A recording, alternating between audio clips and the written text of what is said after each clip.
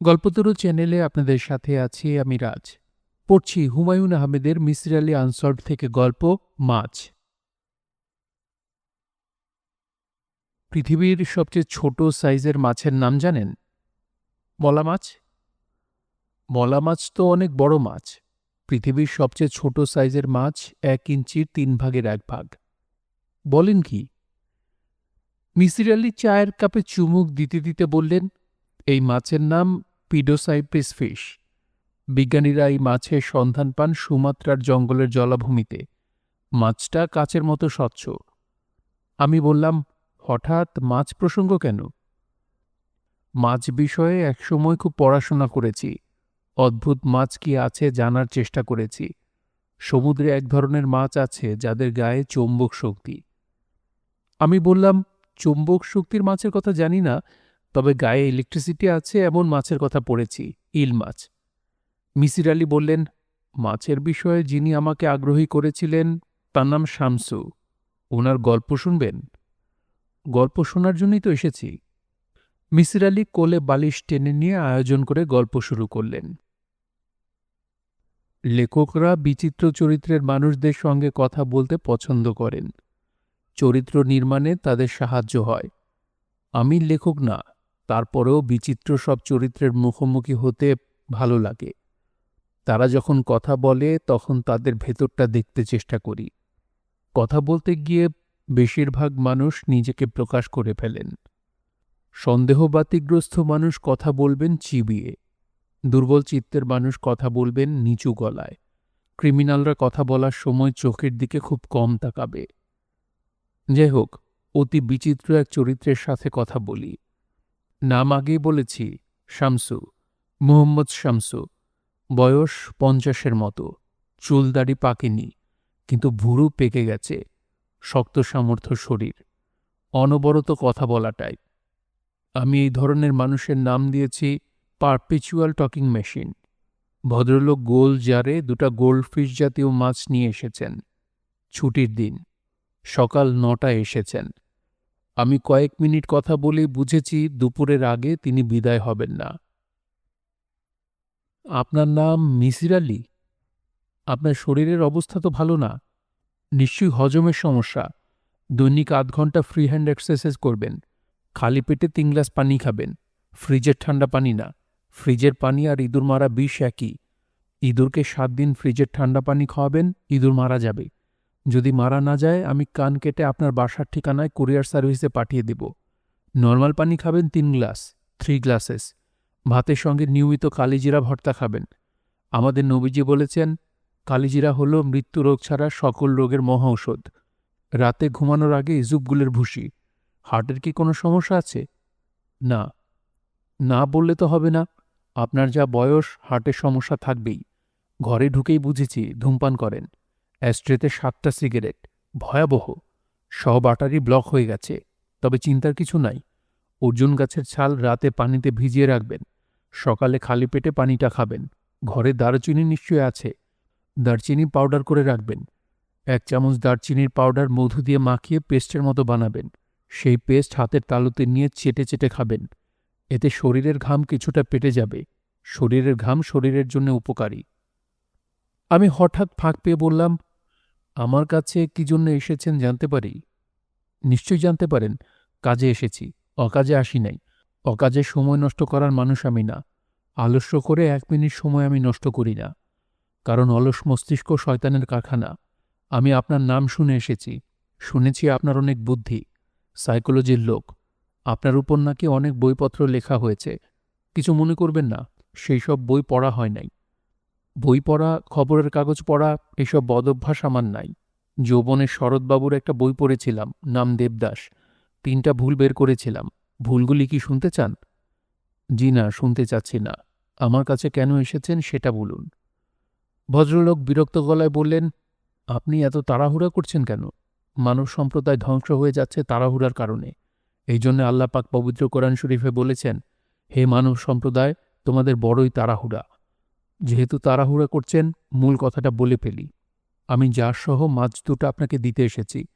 আপনি যদি কিনে নিতে চান সেটা ভালো। আমি যে দামে কিনেছি তার হাফ দামে দিয়ে দিব। প্রতিটি জিনিসের দাম ডিপ্রিসিয়েশন হয়, সময়ের সঙ্গে সঙ্গে কমে। শুধু জমির দাম বাড়ে। উত্তরায় আমার 3 কাঠা জমি ছিল, 5 বছর আগে বিক্রি করে এখন মাথার চুল ছিঁড়ছি। এই ভুল মানুষ করে? এখন উত্তরায় 12 লাখ করে কাঠা। What a shame! আমি বললাম, মাছের জন্য আপনাকে কত দিতে হবে? শামসু গম্ভীর গলায় বললেন, আমি জারটা কিনেছি 100 টাকায়, আর মাছের জোড়া কিনেছি 100 টাকায়। হাফ প্রাইসে আপনাকে দিয়ে দিচ্ছি, 100 টাকা দিলেই হবে। মাছের 1 কোটা খাবার ফ্রি পাচ্ছেন। প্রতিদিন 4 দানা করে দিলেই হবে। গাদাখানি খাবার দেবেন না। খাবার যত বেশি দেবেন তত হাঁকবে। জারের পানি ঘন ঘন বদলাতে হবে। আমি তাড়াতাড়ি মানিব্যাগ খুলে 100 টাকা বের করলাম। এই লোক যদি টাকা নিয়ে বিদায় হয় তাহলে জানে বাঁচি। ভদ্রলোক টাকা পকেটে রাখতে রাখতে বললেন, আমি মানিব্যাগ ব্যবহার করি না। টাকা পয়সা সবসময় পকেটে রাখি, কারণ মানিব্যাগ চুরি করা পকেটমারদের জন্য সহজ, টাকা চুরি করা সহজ না। ভালো কথা, আপনি যদি মাছ না কিনতে চান তারপরেও ওইটা আপনাকে আমি দিয়ে যাব, মাগনাই দিব। আমার স্ত্রী তাই বলে দিয়েছে। সে আবার আপনাকে নিয়ে লেখা বই পড়ে, তার বই পড়ার নেশা আছে। বইমেলায় গিয়ে গত বছর 240 টাকার বই কিনেছে। আমি দিয়েছি ধমক, টাকা তো গাছে ফলে না, কষ্ট করে উপার্জন করতে হয়, ঠিক না? জি ঠিক। আমার স্ত্রী মেয়ে খারাপ না, আবার ভালোও না, সমান সমান। আমাকে ভক্তি শ্রদ্ধা করে, এইটা ভালো। আবার আমাকে বোকা ভাবে, এইটা খারাপ। দুয়ে মিলে প্লাস এবং মাইনাসে 0। আমার স্ত্রী হল 0। এখন কি আপনি শুনতে চান মাছ কেন দিতে চাই? আপনার ভাবভঙ্গিতে তো আবার বিরাট তাড়াহুড়া। মন দিয়ে আমার কথাই তো শুনছেন না, এদিক ওদিক তাকাচ্ছেন। আমি বললাম, এই মুহূর্ত থেকে এদিক ওদিক তাকাবো না, আপনার কথা শুনব, বলে শেষ করুন। মাছ দিতে চাই কারণ এই মাছ দুটা ভালো না, খারাপ। এদের মধ্যে দোষ আছে, বিরাট দোষ। আমি তো এত কিছু জানি না। সরল মনে কাঁটাবন থেকে কিনে এনেছি। জোড়া 150 টাকা চেয়েছিল, মুলামুলি করে 100-তে কিনেছি। আমার মেয়ের জন্যে কিনেছি। আমার অধিক বয়সের একমাত্র সন্তান বলেই তার প্রতি মায়া বেশি। তার বয়স 3 বছর। আমি নাম রেখেছি মালিহা, ভালো নাম জাহানারা। মাছ দিয়ে সে খেলবে, পশু পাখির প্রতি মমতা হবে। পশু পাখির প্রতি মমতা প্রয়োজন আছে। কথায় আছে না, জীবে দয়া করে যেই জন সেই জন সেবিছে ঈশ্বর। মাছ কিনে এনে আমি জাহানারাকে বললাম, মা জাহানারা বেগম, কি বলি মন দিয়ে শোনো। এই 2টা মাছ তোমার। আজ থেকে তুমি এদের মা, ইংরেজিতে মাদার। তুমি রোজ এদের খাবার দিবে। সকালে 4 দানা, বিকালে 4 দানা। বেশিও না, কমও না। কম দিলে তারা ক্ষুধায় কষ্ট পাবে, বেশি দিলে অতি ভোজনে গায়ে চর্বি হবে। অতিরিক্ত চর্বি মানুষের জন্য যেমন খারাপ, মাছের জন্যও খারাপ। বেশি খাওয়ালে এরা বেশি হাঁকবে, এইটা বললাম না। শিশুদের নোংরা কথা না বলা উত্তম। কিছুদিন পরের কথা, জাহানারা আমাকে বলল, ভালো কথা, আমার মেয়ের ডাক নাম মালিহা, কিন্তু আমি তাকে সবসময় ভালো নামে ডাকি, এতে গাম্ভীর্য বজায় থাকে। জাহানারা বেগম আমাকে বলল, বাবা, মাছ আমার সঙ্গে কথা বলে, আমাকে বলে জাহানারা কি করো? আমি মেয়ের কথার কোনো গুরুত্ব দিলাম না। শিশুরা বানিয়ে বানিয়ে অনেক কিছু বলে, এতে তাদের কল্পনা শক্তির বৃদ্ধি ঘটে। কয়েকদিন পরের কথা, জাহানারা বেগম আমাকে বলল, বাবা, মাছ বলেছে তুমি মহা বোকা। এই কথায় আমার মাথায় রক্ত উঠে গেল, কারণ আমি বুঝলাম এই কথাটা মাছের কথা না, আমার মেয়ের কথা। সে তার মার কাছে শুনেছে। শিশুরা কথা শিখে বড়দের শুনে শুনে। আমার এক বন্ধুর ছেলে, নাম জহির। সে 2 বছর বয়সে সবাইকে শালা বলে, কারণ আমার বন্ধু কথায় কথায় শালা বলে। বাবার কাছে শুনে শুনে শিখেছে। যাই হোক, আমি শারীরিক শাস্তির পক্ষের লোক। কথায় আছে, spare the can and spoil the child. বেতের চল উঠে গেছে বলে শিশু সম্প্রদায় এখন টেলিভিশনে আসক্ত হয়ে অধপতনের দোরগোড়ায়। ঢাকা শহরে বেত পাওয়া যায় না। আমি মুন্সীগঞ্জের এক স্কুলের প্রধান শিক্ষকের কাছ থেকে বেত জোগাড় করে ঘরে রেখেছি। প্রধান শিক্ষকের নাম ইমাম উদ্দিন। আমার বন্ধু স্থানীয়, সম্প্রতি উমরা হজ করেছেন। আমার জন্য 1 বোতল জমজমের পানি এবং মিষ্টি তেঁতুল এনেছেন। যে কথা বলছিলাম, আমি বেত্রাঘাতের মাধ্যমে মেয়েকে কিঞ্চিৎ প্রহার করলাম এবং ঠিক করলাম মাছ বিদায় করব। যে দোকান থেকে কিনেছিলাম সেখানে কম মূল্যে বিক্রির চেষ্টা করব। তারা যা দিবে সেটাই লাভ।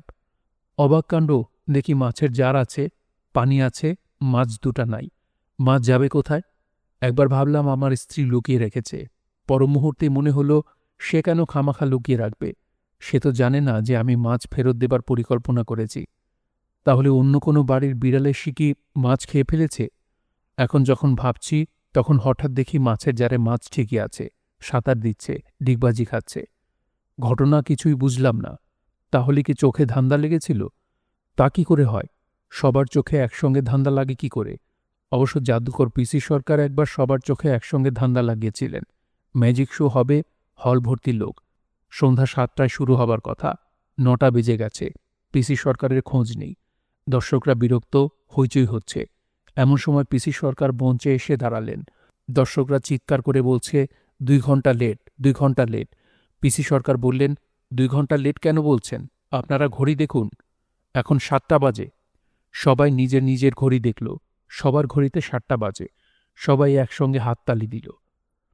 এখন ভাই সাহেব, আপনি বলুন, মাছ দুটা তো পিসি সরকার না যে ম্যাজিক দেখাবে। অত্যন্ত চিন্তিত বোধ করলাম। ১০ দিন পরের কথা। ঘরে তালা দিয়ে সবাইকে নিয়ে বিয়ের দাওয়াত খেতে গিয়েছি। আমার স্ত্রীর বাল্যকালের বান্ধবীর মেয়ের বিয়ে। আমার স্ত্রী চাচ্ছিল একটা শাড়ি দিতে। শাড়ি না দিলে তার নাকি মান থাকে না। আমি তাকে ধমক দিয়ে বলেছি, বিয়ের উপহারে মান সম্মান নির্ভর করে না। ২৫০ টাকা দিয়ে মুন্নু সিরামিকের একটা টি সেট দিয়েছি। যে কথা বলছিলাম, দাওয়াত খেয়ে বাসায় এসে দেখি মাছ দুটা নাই। আগের মতো হয় কি না, অর্থাৎ মাছ দুটো ফিরে আসে কি না, এটা দেখার জন্য অনেকক্ষণ মাছের জারের সামনে আমি এবং আমার স্ত্রী বসে ঘুমের প্রস্তুতি শুরু করলাম। মাছ ফিরে এলো না। তখন মিষ্টি পান খেয়ে ঘুমাতে গেলাম। পান আমি খাই না, দাঁত নষ্ট করে। বিয়ের বাড়িতে পান সিগারেট দিচ্ছিল, আমি নিয়ে এসেছি। সিগারেটটা রেখে দিয়ে পানটা খেলাম। সিগারেট ধরাবো কি ধরাবো না ভাবছি। না ধরালে নষ্ট করা হয়, আর ধরালে আয়ু হয়। এক পত্রিকায় পড়েছি, একটা সিগারেট ১ ঘন্টা আয়ু কমায়। ২টা টান দিয়ে সিগারেট ফেলে দিব, এই যখন ভাবছি তখন কাজের মেয়ে এসে বলল, খালুজান, মাছ ২টা ফিরে আসছে। আমার কাজের মেয়েটার নাম জৈতুরী। তাকেও বিয়ে বাড়িতে নিয়ে গিয়েছিলাম। তার স্যান্ডেল ছিঁড়ে গিয়েছিল। খালি পায়ে তো আর বিয়ে বাড়িতে যাওয়া যায় না। ৩০ টাকা দিয়ে স্যান্ডেল কিনে দিয়েছিলাম।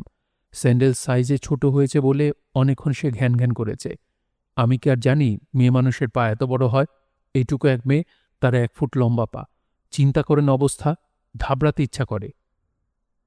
জৈতুরীর কথায় মাছের জারের কাছে গিয়ে দেখি সত্যি সত্যি মাছ দুটা ঘুরছে। তখন আমার স্ত্রী বলল, মাছ দুটা মিসির আলি সাহেবকে দিয়ে আসো, তিনি রহস্য সমাধান করবেন। সেই কোত্থেকে যেন আপনার ঠিকানা এনে দিল। রহস্য সমাধানের আমার প্রয়োজন নাই। দোষী মাছ বিদায় করতে পেরেছি, এতেই আমি খুশি। ভাই সাহেব, আমি উঠি। ভদ্রলোক উঠে দাঁড়ালেন। আমি আক্ষরিক অর্থেই হাঁপ ছাড়লাম। ভদ্রলোক দরজা পর্যন্ত গিয়ে আবার ফিরে এসে বললেন, সিগারেটটা রাখেন। আমি বললাম, কিসের সিগারেট? বিয়েবাড়ি থেকে এনেছিলাম যে সেই সিগারেট, ড্রয়ারে রেখে দিয়েছিলাম। ড্যাম্প হয়ে গেছে মনে হয়। খেতে না চাইলে রেখে দিন। সিগারেটখোর কোনো ভিক্ষুক পেলে দিয়ে দিবেন। অনেক ভিক্ষুক দেখেছি বিড়ি সিগারেট ফুঁকে। পেটে নাই ভাত, নেশার বেলা ১৬ আনা। ভদ্রলোক বিদায় নেবার ২ ঘণ্টা পর আবার এসে উপস্থিত। মাছের জার ফেরত চান। তার মেয়ে নাকি মাছের শোকে কাঁদতে কাঁদতে অজ্ঞান হয়ে পড়েছে। মেয়েকে অজ্ঞান অবস্থায় রেখেই তিনি মাছ নিতে সিএনজি ভাড়া করে এসেছেন। আমার হাতে ১০০ টাকার একটা নোট ধরিয়ে তিনি যার হাতে ট্যাক্সিতে উঠলেন। ১ মিনিটও দেরি করলেন না। আমি এই গল্পটি আমার আনসলভড খাতায় তুলে রেখেছি, কারণ ভদ্রলোক তার চরিত্র, কথার ভেতর পুরোপুরি প্রকাশ করেছেন। এই জাতীয় মানুষ কখনো মিথ্যা বলে না, বানিয়ে কিছু বলে না। বানিয়ে কিছু বলে মানুষকে বিভ্রান্ত করার তো প্রশ্নই আসে না। এই চরিত্রের মানুষেরা নিজেরা বিভ্রান্ত হতে চায় না, অন্যদেরও বিভ্রান্ত করতে চায় না। প্রকৃতির অদ্ভুত খেয়ালে তারাই সবচেয়ে বেশি বিভ্রান্তিতে পড়ে। তাদের জারের মাছই হঠাৎ কোথাও চলে যায়, আবার ফিরে আসে। বিপুল এই বিশ্বের আমরা কতই বা জানি। শুনছিলেন হুমায়ূন আহমেদের মিসির আলি আনসলভড থেকে গল্প মাছ। গল্পটি শুনতে কেমন লাগলো অবশ্যই কমেন্ট করে জানাবেন। ভালো লাগলে একটি লাইক করবেন, চাইলে শেয়ার করতে পারেন। সবাই ভালো থাকবেন, সুস্থ থাকবেন এবং গল্পতরুর সঙ্গেই থাকবেন। ধন্যবাদ।